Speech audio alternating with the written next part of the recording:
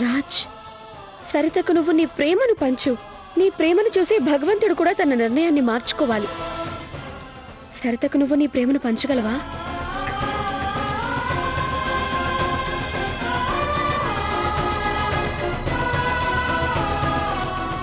నేను నీకు చెప్పాను కదా దివ్య, ప్రేమ కేవలం ఒక్కసారి పుడుతుంది అని. ఇక నేను ప్రేమించేది కేవలం నిన్ను మాత్రమే. నేను మళ్ళీ సరిత గారిని ఎలా ప్రేమించాలి? మళ్ళీ ప్రేమించడం కుదరదు దివ్య. మళ్ళీ ప్రేమించడం ఎందుకు కుదరదు? ప్రేమ ఏమీ తప్పు కాదే మళ్ళీ చేయకూడదు అనుకోవడానికి. నువ్వు ఎంతో తెలివైన వాడివి. ఎన్నో ప్లేస్, ఎన్నో డ్రామాలు, ఇంకా ఎన్నో నాటకాలను రాసావు కదా నువ్వు.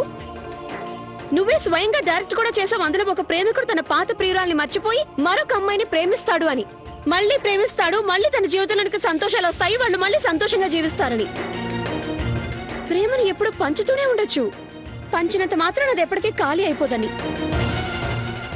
ఈ లైన్ స్వయంగా నువ్వే రాసావు రాజ్. నువ్వు నీ ప్రతి నాటకంలోనూ ఈ పదాన్ని వాడావు. రైట్.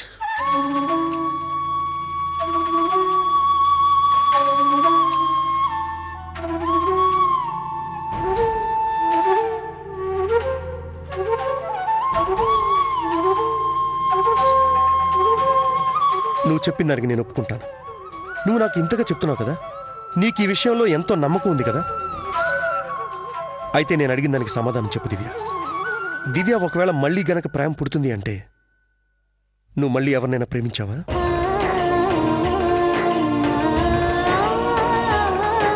లేదా ఇక ముందు ఎవరినైనా ప్రేమించగలవా?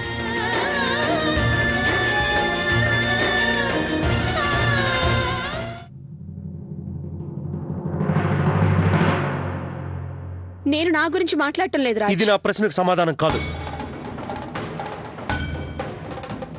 ఒకవేళ మళ్ళీ ప్రేమించగలవు అంటే మరి నువ్వు మళ్ళీ ఎవరినైనా ప్రేమించగలిగావా? ఇక ముందు ప్రేమించగలవా?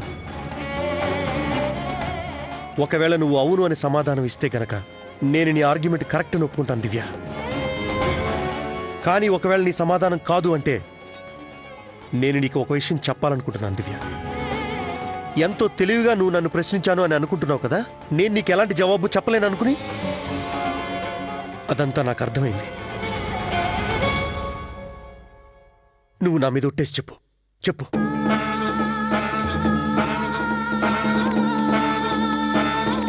చెప్పు దివ్య, ఒకవేళ మళ్ళీ ప్రేమించగలవు అంటే నువ్వు మళ్ళీ ఇంతవరకు ఎందుకని ప్రేమించలేదు?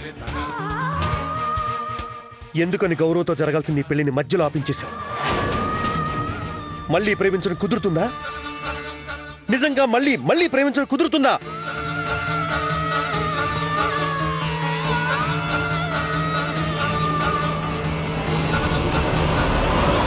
మళ్ళీ ప్రేమించడం కుదురుతుంది రాజ్.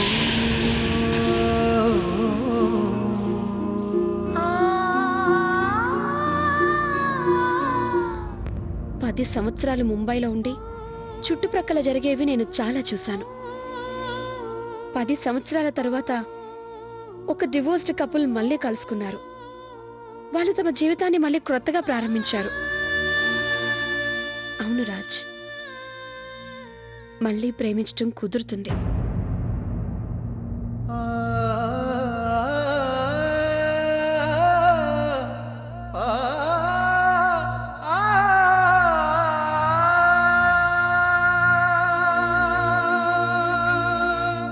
నీ ప్రశ్నకు నేను సమాధానం చెప్పాను కదా రాజ్. నా ప్రశ్నకు నువ్వు సమాధానం చెప్పవా? లైట్ కింద పట్టం చూసి సరితను కాపాడటానికి నువ్వెందుకు పరిగెత్తావు? మానవత్వం ఉన్న ప్రతి ఒక్కరూ. మానవత్వమా? ఒకవేళ సరితకి ఏదైనా జరిగితే నువ్వు జీవితాంతం మామూలుగా ఉండగలవా? చెప్పు. ఆయన ఇప్పుడు సరిత ఎలా బతుకుతుందో దానికి చావుకి పెద్ద తేడా ఏమీ లేదు. నువ్వు తనకి భర్త ప్రేమను ఎప్పుడూ పంచలేదు. పిల్లలు లేరు, కుటుంబం లేదు, తన దగ్గర ఏముందని చెప్పు. నువ్వే చెప్పు. దానికంటే చావు నయం కదా. చెప్పు రాజ్, చావు నువ్వు తనని. ఇంతవరకు తను ఎలాంటి సుఖాన్ని అనుభవించలేదు. తను ప్రతిరోజు నేల మీద పడుకుంటుంది, ఎందుకంటే నీకు ఇబ్బంది కలుగుతుందేమో అని. నువ్వు తనకి అస్సలు ప్రేమను ఎప్పుడూ పంచలేదు. అయినా ఒక్కసారి కూడా తను నిన్ను ఎప్పుడూ అడగలేదు. నిశ్శబ్దంగా జీవిస్తుంది. ఎందుకు రాజ్? సమాధానం చెప్పు. ఎందుకు? ఎందుకంటే తన ప్రేమ, తన సర్వస్వం, తన భక్తి అంతా నువ్వే కాబట్టి.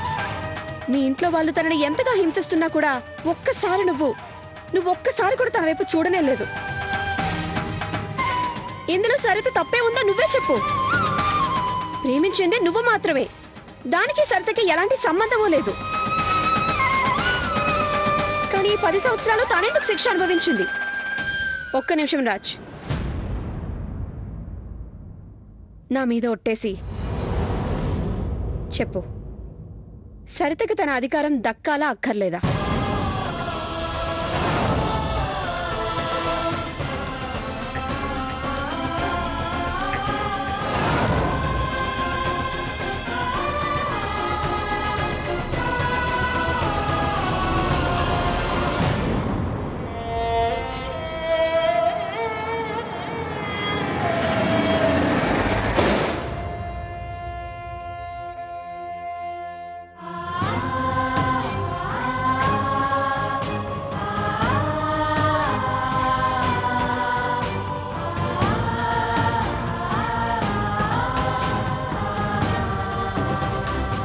క్షమించు దివ్య, నేను నిన్ను అనుమానించాను.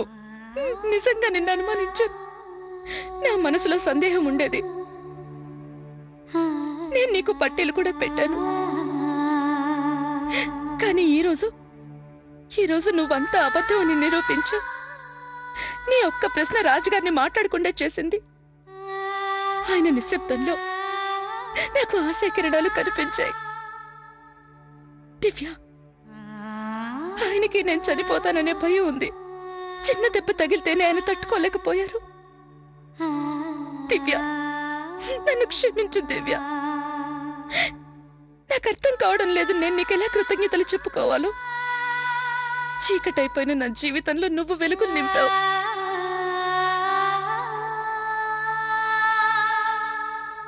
నేను చేసిన ప్రమాణాలకు కట్టుబడి ఉన్నాను. నీకు నీ భర్త ప్రేమను పంచడానికే నేను ఇక్కడికి వచ్చాను. దానికోసం ఏం చేయాల్సి వచ్చినా నేను చేస్తాను. తప్పకుండా చేస్తాను. థాంక్స్.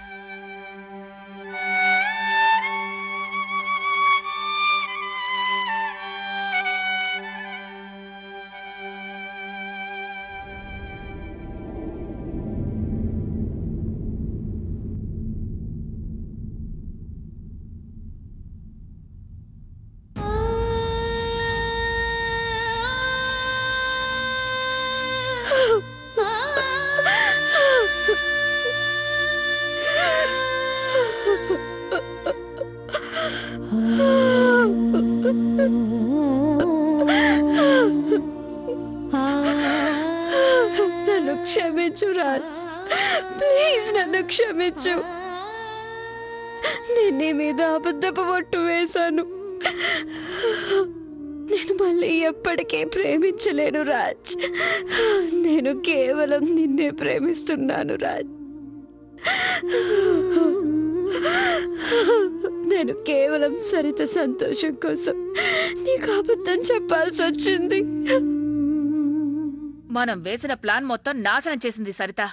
అంతా చెడిపోయింది. ఆ లైటు పడేటప్పుడు అక్కడ సరిత లేకపోయుంటే రాజ్ కాపాడ్డానికి వచ్చేవాడు కాదు. అయినా రాజ్కి ఉన్నట్టుండి ఏమైంది? సరిత గురించి ఆలోచించడం మొదలుపెట్టాడు. ఒకవేళ మీరు సుందరికి ఏమైనా చెప్పారా ఏంటి? తాను ఈ మధ్య సరిత గురించి చాలా ఆలోచిస్తోంది. నేనేమన్నా పిచ్చివాండా? సుందరికి ఏం చెప్పాలి ఏం చెప్పకూడదనేది నాకు బాగా తెలుసు. నేను తనకు అసలు ఏమీ చెప్పలేదు. నిన్న ఏదైతే జరిగిందో అది అనుకోకుండా జరిగింది, ఇంకేమీ లేదు. సరేలేండి, జరిగిందేదో జరిగింది. ఏం జరిగినా మన మంచికే. కానీ మరొక అవకాశం వస్తే బాగుండు. అరే, అది కూడా తప్పకుండా వస్తుందిలే. దానికి కేవలం ఒకే ఒక పని చేయాల్సి ఉంటుంది. దానికి ఎందుకు పనికిరాని నా కొడుకు ఇంకా దివ్య ఎన్నిసార్లు వీలైతే అన్నిసార్లు ఒకరినొకరు గుద్దుకోవాలి. అలాగే ఎంతసేపు వీలైతే అంతసేపు ఒంటరిగా వాళ్ళు గడపాల్సి ఉంటుంది. ఒకవేళ వాళ్ళ మధ్య కనుక ప్రేమ పుట్టింది అంటే ఆ తర్వాత ఇంకేముంది, ఇక ఈ ప్రపంచంలో మనకి తిరిగే ఉండదు. ఇప్పుడు నా మెదడులోకో మంచి ఆలోచన వచ్చింది. మన కుటుంబంలో అందరూ ఎక్కడికైనా బయటికి వెళ్తే కానీ దివ్యారాజ్ని ఇంట్లో ఒంటరిగా వదిలేయాలి. నిప్పు ఇంకా నూనె రెండూ కలిస్తే నీది నిజంగానే మట్టి బుర్ర. ఇంకా ఏదో మంచి ఉపాయం చెబుతావులే అనుకున్నాను, కానీ మట్టి బుర్రలో మట్టి ఆలోచనలే ఉన్నాయి. అరే దివ్య ఒక టీవీ స్టార్, మన ఇంట్లో ఒంటరిగా తను ఎందుకుంటుంది? ఒక్కరోజు కోసం వాళ్ళ ఇంటికి వెళ్ళిందనుకో, అప్పుడేం చేస్తావు? ఇక చాలు, నాకు నిద్ర వస్తుంది, పడుకో వెళ్ళే. అరే ఒక నిమిషం ఆగండి, నా మాట వినండి. నేను బోలెడన్ని సీరియల్స్ చూశాను. అందులో ఇంట్లో వాళ్ళందరూ కూడా బయటికి వెళ్ళిపోతారు, కానీ హీరోయిన్ కి ఉన్నట్టుండి కళ్ళు తిరుగుతాయి. ఇక హీరో తన్ని తీసుకెళ్లి ఎక్కడో దట్టమైన అడవిలోకి వెళ్ళిపోతాడు. అప్పుడు ఇద్దరికీ ప్రేమ పుడుతుంది. ఇప్పుడు నువ్వు చెప్పిన కథ ఉందే శ్రీమతి, అది నాకు చాలా బాగా నచ్చింది. రేపే మనందరం కలిసి మన ఊళ్ళో ఉన్న దేవాలయానికి వెళితే సరిపోతుంది. సరేనా? ఇక వెళ్ళనా? వెళ్ళండి. హా.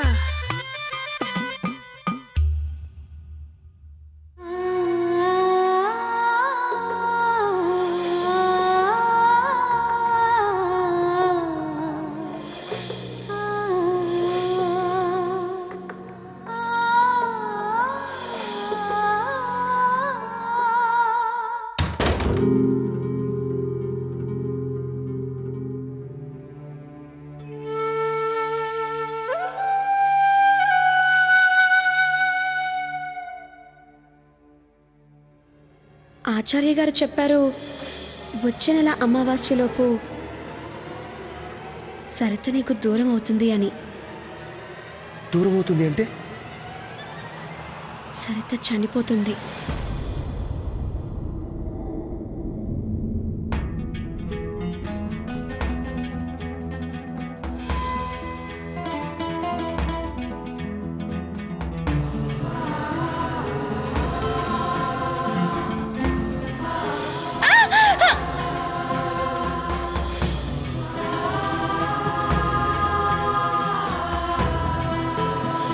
నేను నీకు చెప్పానుగా, ఆచార్య గారి భవిష్యవాణి నిజమవుతుంది. సరిత ఈరోజు ఉదయం చావు నుండి తప్పించుకుంది.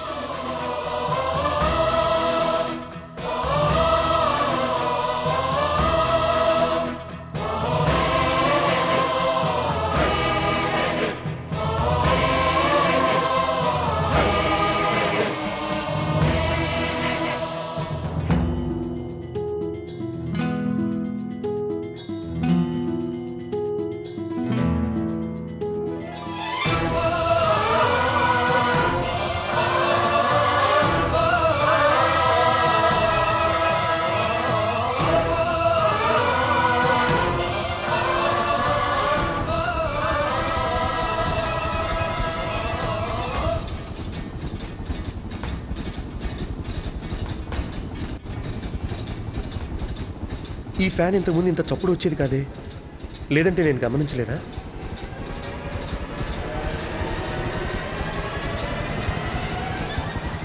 ఒకవేళ ఇది కానీ సరిత గారి మీద పడిపోతే?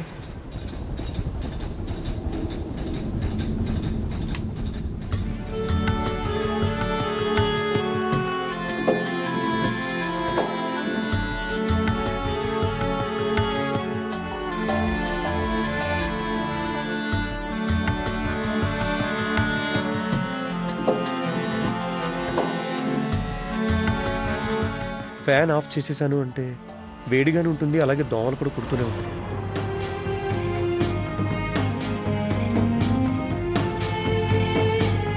ఒకవేళ ఆచార్య గారి భవిష్యవాణి నిజమైందంటే సరిత గారు నాకు నుంచి లేపాల్సిందే.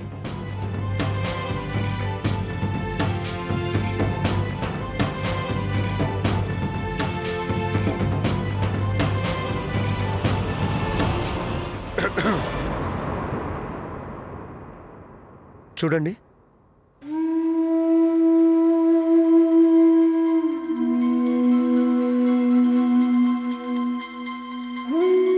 సరిత గారు,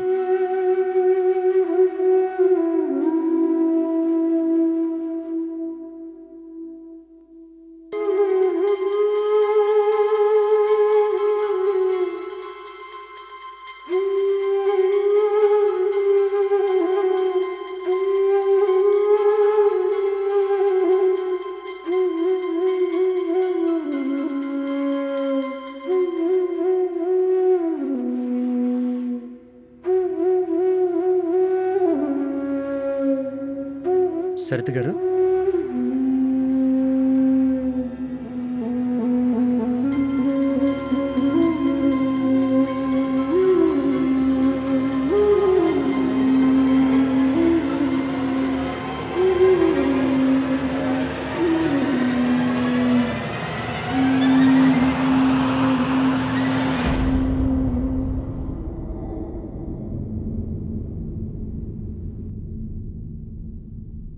మీరా? సారీ. మీరు పైన పడుకోండి, నేను ఇక్కడ పడుకుంటాను. కానీ నేల మీద పడుకుంటే మీకు నడుము నొప్పి వస్తుంది కదా, నేనే కింద పడుకుంటాను. లేదు, ఏమీ కాదులేండి, నేను ఇక్కడ పడుకుంటాను. కానీ ఎందుకు? ఎప్పుడు నేను ఇక్కడే కదా పడుకుంటున్నాను. ఇంతకు ముందు వేరే విషయం, ఇప్పుడు ఇప్పుడు ఇప్పుడేంటి తేడా? మీరు నన్ను ప్రశ్నలు అడగండి, పైన పడుకోండి. మరి మీరు?